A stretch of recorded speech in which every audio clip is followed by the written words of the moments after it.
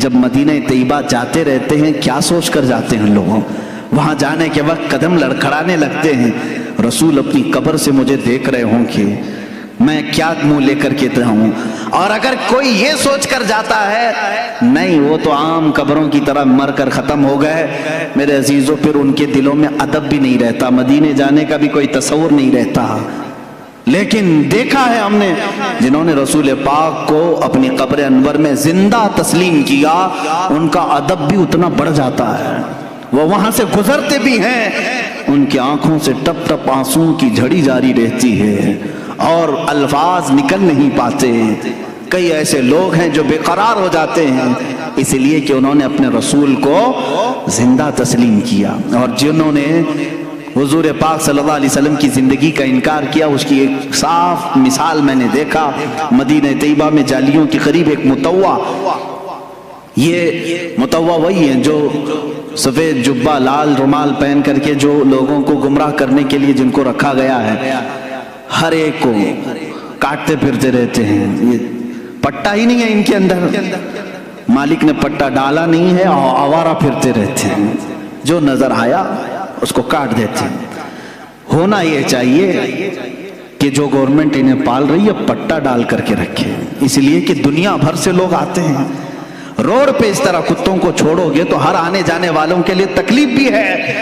اب یہ وہی کرتے رہتے ہیں۔ ایک بار ہمارے سامنے کی بات ہے، پاکستانی حاجیوں کو یہ اس طرح سے ڈیبیٹ کر رہے ہیں، رسول کچھ دے نہیں سکتے، یہ نفع نقصان کسی چیز کے مالک نہیں، وہ کہہ رہا ہے نہیں میرا رسول دے گا، وہ پاکستانی بیچارہ بار بار کہہ رہا ہے، اس نے غصے میں آ کر کے جالیوں کے سامنے پیر یوں مارنا شروع کیا اور اپنی پیٹھ سے جالی گھسنے لگا، اگر کچھ کر سکتے تو دیکھو مجھے کچھ ہوا کیا، وہ دکھا رہا ہے۔ میرے عزیزو جن لوگوں کا عقیدہ یہ ختم ہوا نا، رسول ختم ہو گئے، وہ اسی طرح کی حرکتوں پہ آتے ہیں، اور میں سمجھتا ہوں اس سے لاکھ درجے افضل وہ بوڑھا پاکستانی تھا جو اگرچہ عالم نہیں تھا لیکن رسول پاک کی بارگاہ میں اتنے ادب سے کھڑا تھا کہ اس کی آنکھیں آنسوؤں سے بھری ہوئی تھی، ادب سے کھڑا ہوا تھا۔ عزیزان گرامی وقار، اس عقیدے کو آج پھر سے زندہ رکھو اپنے سینوں میں، اپنے ذہن میں۔ ہمارے نبی کو ہم نے مردہ تصور نہیں کیا، کلمہ پڑھا بھی ہے تو زندہ رسول کا کلمہ پڑھا ہے، محمد صلی اللہ علیہ وسلم اللہ کے رسول ہیں، ہم یہی کہتے ہیں۔ اب آؤ قرآن پاک کی دوسری دلائل کی طرف میں آتا ہوں۔ اللہ تبارک و تعالیٰ نے ایک آیت یوں فرمائی، وَلَوْ أَنَّهُمْ إِذْ ظَلَمُوا أَنفُسَهُمْ جَاءُوكَ فَاسْتَغْفَرُوا اللَّهَ وَاسْتَغْفَرَ لَهُمُ الرَّسُولُ لَوَجَدُوا اللَّهَ تَوَّابًا رَحِيمًا۔ یہ آیت ہے پوری، آپ قرآن پاک اٹھا کر پڑھ سکتے ہیں، 5ویں پارے میں یہ آیت۔ اللہ فرماتا ہے جب مومنین اپنی جانوں پر ظلم کر لیں یعنی گناہ کر لیں تو اے رسول یہ آپ کے پاس آئیں۔ قرآن میں ہے جاؤکا، یہ لفظ ہے قرآن میں، یہ مومنین کیا کریں؟ اے رسول آپ کے پاس آئیں، اللہ سے اپنے گناہوں کی بخشش طلب کریں۔ لیکن طریقہ اللہ نے کیسے بتایا؟ پہلے کہاں آئیں؟ رسول کے پاس آئیں، رسول کے پاس آئیں اور اپنے گناہوں کی بخشش طلب کریں۔ وَاسْتَغْفَرَ لَهُمُ الرَّسُولُ، اس پر مزید ایک اور شرط ہے، رسول بھی ان کے لیے سفارش کریں۔ بات سمجھ میں آ رہی؟ جب جب گناہ ہو گئے وہ جائیں، توبہ اور بخشش کا ذریعہ اللہ نے جو بتایا، قرآن کی بات کر رہا ہوں، جاؤک اے رسول یہ مومنین آپ کے دربار میں آئیں، اللہ سے بخشش مانگیں اور رسول بھی ان کے لیے سفارش کریں، لَوَجَدُ اللَّهَ تَوَّابًا رَحِيمًا، پھر وہ اللہ کو توبہ قبول کرنے والا پائیں گے، رحم کرنے والا پائیں گے۔ یہ آیت ہے۔ اب میں آپ سے پوچھتا ہوں، رسول اگر ختم ہو چکے معاذ اللہ رب العالمین، جیسا کہ دوسروں کا عقیدہ ہے، مردہ ہیں، تو قرآن جو کہہ رہا ہے کہ مومنین اپنے جانوں پر ظلم کریں تو اے رسول آپ کے پاس آئیں، تو کیا کسی مردے کے پاس جانے کو قرآن حکم دے رہا ہے؟ اب اس کے جواب میں وہ یہ لوگ کہتے ہیں نہیں، یہ رسول کی زندگی میں آیت آئی تھی، رسول کی زندگی میں یہ آیت آئی تھی، اور جو اس وقت گناہ کر رہے تھے ان کو حکم تھا کہ وہ رسول کے پاس آئیں، رسول ان کی سفارش کریں گے تو اللہ ان کی توبہ قبول کرے گا۔ میں ان سے کہتا ہوں میرے عزیز، پھر ہمارا کیا قصور ہے؟ قرآن کیا اسی زمانے کے لیے اترا تھا یا قیامت تک کے لیے آیا ہے؟ قرآن کب تک کے لیے ہے؟ قیامت تک کے لیے۔ میرے عزیز، قرآن کی آیت صبح قیامت تک کے لیے ہے، یہ صرف اس زمانے کے مسلمانوں کے لیے آیت نہیں آئی، صبح قیامت تک کے مومنوں کے لیے آیت آئی ہے کہ اگر تم میں سے کسی سے گناہ ہو جائے تو تم کہاں جاؤ؟ کہاں جاؤ گے؟ رسول کے پاس۔ یہ آپ کھل کر کے بولو، ڈرو مت کہ کیسے جائیں گے، ویزا لگے گا کہ نہیں لگے، میں بتاتا ہوں، اس پر بھی میں آتا ہوں، لیکن قرآن کی بات ہے۔ اللہ نے کیا فرمایا؟ اگر گناہ ہو جائیں تو تم کہاں جاؤ؟ پھر ڈر ہے آپ کو؟ کہاں جائیں؟ رسول کے پاس جائیں۔ اب رسول کے پاس جانے کے بعد دو کام ہیں آپ کے، ایک آپ کی طرف سے، ایک رسول کی طرف سے۔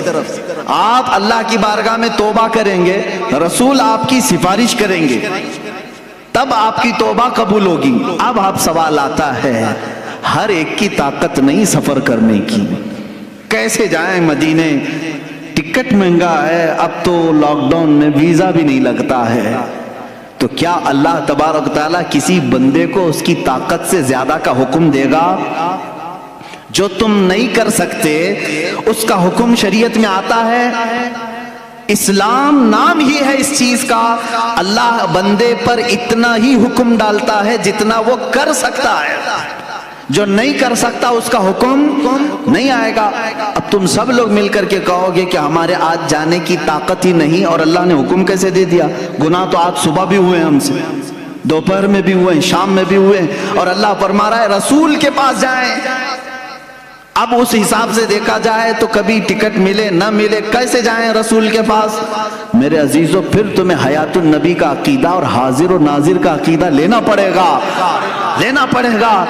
اے عزیز، اللہ نے تجھے کب کہا کہ تو چلتے ہوئے، سفر کرتے ہوئے، اس طرح اڑتے ہوئے ٹرین میں، بس میں آ جا رسول کے پاس؟ اللہ نے یہ فرمایا بس تو رسول کے پاس آ، چاہے جسم کے ساتھ آ یا تصور کے ساتھ آ، چاہے جسم کے ساتھ آ یا تصور کے ساتھ آ، ہم تو کہتے ہیں حاضر ہیں۔ حضور پاک صلی اللہ تعالیٰ علیہ وسلم کی بارگاہ میں جب ہم کھڑے ہوتے ہیں تو یہ کہتے ہیں حاضر ہیں در دولت پہ گدا، سرکار توجہ فرمائیں، تم جہاں سے کہو گے سرکار سنتے ہیں۔ تو حاضری ہو گئی۔ یہاں ابھی آنکھ بند کر لیا آپ نے، ملا باڑے کی مسجد میں بیٹھے ہیں، گناہوں سے توبہ کرنی ہے، قرآن کی آیت پر عمل کرنا ہے ہم کو۔ اللہ نے فرمایا رسول کے پاس جانے کا حکم اللہ نے کیا۔ اب میں یہاں بیٹھا، چل کے جانے کے لائق نہیں، آنکھ بند کر لیا، منٹ بھی نہیں لگے مدینے پہنچ گیا، منٹ بھی نہیں لگے۔ یہ کتنی تیز حاضری ہے! بارگاہ رسول میں کھڑے ہونے کا تصور لے آیا، اور پھر سامنے اپنے رسول کو حاضر پا کر کے اب توبہ کرنا شروع کیا۔ استغفر اللہ ربی من کل ذنب واتوب الیہ۔ اللہ تو نے فرمایا گناہ ہو جائیں تو رسول کے پاس آ جا، میں آ گیا۔ اب تو نے فرمایا بخشش طلب کر مجھ سے، میں نے بخشش بھی طلب کر لی، استغفار بھی پڑھ لیا۔ تیسرا کام ہے اب رسول کا، اللہ کے رسول سفارش کریں۔ اب رسول کے پاس تمہیں کہنا ہوگا اے اللہ کے رسول، حکم خدا پر میں آپ کے پاس آیا ہوں، اور حکم خدا پر میں نے استغفار بھی کر لیا، بس آپ کے استغفار کی، آپ کے سفارش کی دیر ہے، اور اللہ میری توبہ قبول کرے گا۔ یہی تو عقیدہ بریلی کا امام بار بار تمہیں کہہ رہا ہے۔ رسول کریم صلی اللہ تعالیٰ علیہ وسلم کے دربار میں آؤ، یہاں میرے عزیزوں گناہوں کی بخشش طلب کرو، اور رسول بے حساب دیتے ہیں، اور اللہ تبارک و تعالیٰ ان کی سفارش کو سنتا بھی ہے، اور بندوں کو پاک کر کے وہاں سے روانہ بھی فرماتا ہے۔ اب اس کی دلیلیں میں دیتا ہوں۔ ایک اور قرآن کی آیت پڑھ کر کے میں آگے آؤں گا کہ رسول اس وقت بھی معاف کرتے ہیں کہ نہیں کرتے ہیں، کیسے پتہ چلے گا؟ آتے ہیں کہ نہیں آتے ہیں، زندگی میں ہیں یا نہیں ہیں، اس کو کچھ دلائل سے میں ثابت کروں گا۔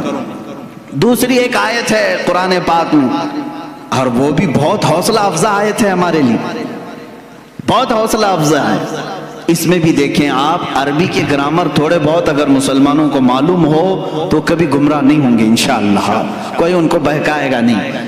میں آپ کو تاریخ بتاؤں، اللہ تبارک و تعالیٰ پہلے کی امتیں جب نافرمانی کرتی تو عذاب آ جاتا. قوم لوط پر بہت بھیانک عذاب آیا ہے، قوم سمود پر بھیانک عذاب آیا ہے، نوح علیہ السلام کی قوم پر بہت بھیانک عذاب آئے، شعیب علیہ السلام کی قوم پر بہت عذاب آئے. سب قومیں جب نافرمانی کرتی تو ان کے عذابات بھی کیسے تھے. بعض قوموں کو خنزیر بنا دیا گیا، بعض کو بندر بنایا گیا، بعض کے لیے زمین پھٹ گئی، سب اندر چلے گئے، بعض کے لیے آسمان سے پتھر برسائے گئے، نوکیلے پتھر، وہ برستے تھے تو ان کی کھوپڑیاں پڑ جاتی تھیں. تو یہ سخت ترین عذابات آئے. لیکن اللہ تعالیٰ نے رسول پاک صلی اللہ تعالیٰ علیہ وسلم کی اس گنہگار امت جس میں ہم اور آپ ہیں، ہمیں ایک تحفہ دیا. اب اللہ تعالیٰ فرماتا ہے وَمَا كَانَ اللَّهُ لِيُعَذِّبَهُمْ، اللہ تعالیٰ اب اس امت پر ویسے عذاب نازل نہیں کرے گا.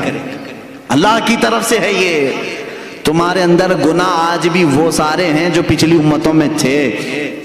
لواطت بھی ہے، آج ناپ تول میں کمی یہ بھی ہے، زنا بھی ہے، چوری بھی ہے. یہ سب گناہوں میں جب وہ قومیں ملوث ہوتی تھی تو عذاب آتا تھا. آج نہیں ہے عذاب، ہے خسف اور مسخ کا عذاب. باقی دوسرے عذابات تو آئیں گے، وہ تو آ ہی رہے ہیں، لیکن جو بڑے عذاب، آسمان سے پتھروں کے بارش، خنزیر کی شکل بن جانا، بندر کی شکل بن جانا، سارے انسانوں کی ایسا عذاب آیا نہیں آئے گا. رب تعالیٰ نے یہ فرمایا اب اس امت پر اللہ ویسا عذاب نہیں نازل کرے گا. کیوں مولا، کیوں اب ایسا عذاب نہیں آئے گا؟ 9ویں پارے کی آیت سورہ انفال میں اللہ فرماتا ہے وَأَنْتَ فِيهِمْ، اس لیے کہ میرا محبوب تمہارے درمیان میں ہے. میرا محبوب تمہارے درمیان میں ہے. میرے عزیزو، اللہ نے فرمایا وَأَنْتَ فِيهِمْ، آپ ان کے بیچ میں ہیں. اب یہاں پر بھی وہی قاعدہ ہے جو کلمے کا میں نے بتایا. رسول کو اس وقت کہا گیا تھا آپ ان کے بیچ میں ہیں. وہ 100 سال پہلے بھی ہمارے بیچ میں تھے، 1000 سال پہلے بھی ہمارے بیچ میں تھے، کل بھی ہمارے بیچ میں تھے، آج بھی ہمارے بیچ میں ہیں. اور رسول پاک صلی اللہ تعالیٰ علیہ وسلم ہمارے درمیان ہیں. یہ کون کہہ رہا ہے؟ اللہ رب العزت. کہاں فرما رہا ہے؟ قرآن پاک میں. اگر تم کہتے ہو رسول نہیں ہے، مر کر ختم ہو گئے، تو پھر میں کہتا ہوں عذاب آ جانا چاہیے، عذاب آ جانا چاہیے، پتھر برسنا چاہیے، کم سے کم ان پہ تو برسنا چاہیے جو رسول کو مر کر ختم کر دیے. نہیں نا، ان کے عقیدہ رکھنے سے رسول ختم تو نہیں ہوتے. رسول پاک صلی اللہ تعالیٰ علیہ وسلم اپنی قبر انور میں زندہ ہیں، اور اسی وجہ سے اللہ تعالیٰ نے بھیانک عذابوں کو روک لیا ہے.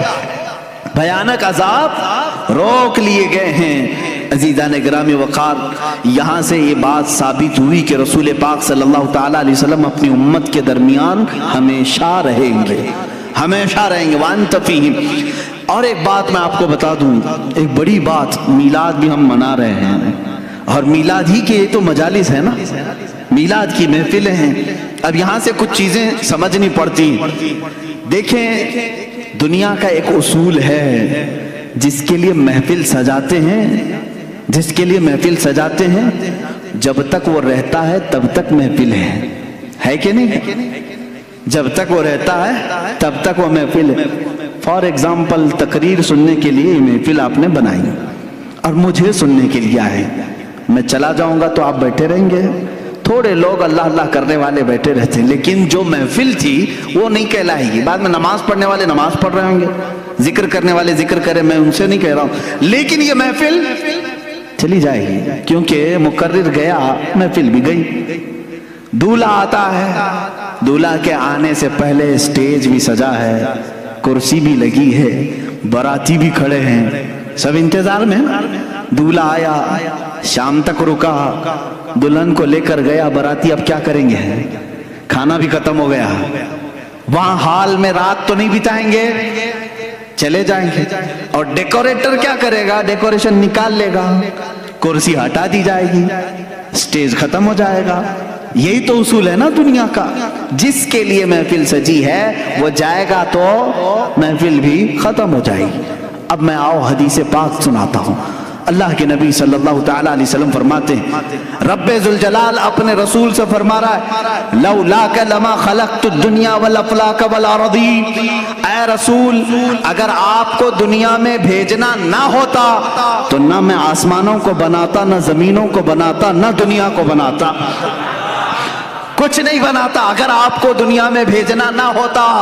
پتہ یہ چلا اللہ رب العزت نے یہ ساری کائنات میرے محبوب کے لیے سجائی ہے، اپنے حبیب کے لیے سجائی ہے، اور رسول آنے والے تھے، ان کے آنے سے پہلے 1,24,000 انبیاء کو براتی بنا کر بھیجا گیا ہے، انتظار میں بھیجا گیا ہے، آسمان کا شامیانہ تانا گیا، زمین کا بچھونا بچھایا گیا، ستاروں کی چمکاہٹ لگائی، جگمگاہٹ لگائی گئی، چاند و سورج کو لائٹنگ کے طور پر کائنات میں سجایا گیا ہے، اور یہاں پر درختوں کے پھل پودے سارے یہ سجاوٹ میں اللہ رب العزت نے ہر چیز فرما دی، اور انسانوں کے بھی ایک عظیم جھرمٹ رکھا، اور اس کے بعد اللہ کا وہ محبوب دولہا بن کر 12 ربیع الاول شریف کو آیا، جس کے انتظار میں ساری کائنات تھی، چاند بھی اسی کے انتظار میں تھا، سورج بھی اسی کے انتظار میں تھا، آسمان بھی اسی کے انتظار میں ہے، زمین بھی اسی کے انتظار میں ہے، انبیاء بھی اسی کے قصیدے پڑھ کر کے دنیا سے گئے۔ اب وہ رسول دولہا بن کر کے آیا، اپنی حیات طیبہ کے 63 سالہ اس رسول پاک نے ظاہری زندگی میں گزارے۔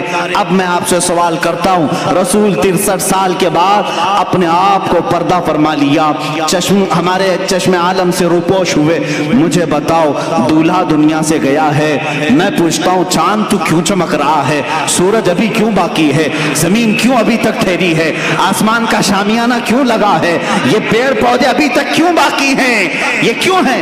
دولہا چلا گیا، ڈیکوریشن ختم ہونی چاہیے، دولہا گیا، ساری سجاوٹ جانی چاہیے، تو تمہیں چاند جھلا کر کے کہے گا، جلال میں سورج کہے گا نادان تو کیا سمجھ رہا ہے، دولہا گیا نہیں، دولہا اب بھی موجود ہے،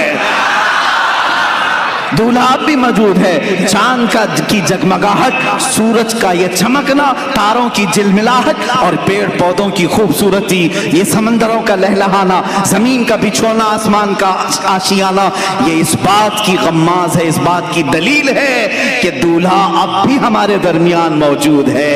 یہ اور بات ہے کہ چند عالم کے لیے وہ اپنے آپ کو پردے میں رکھا ہے، پھر دولہا اپنی اور اعلیٰ شان کے ساتھ قیامت کے دن رونما ہوگا۔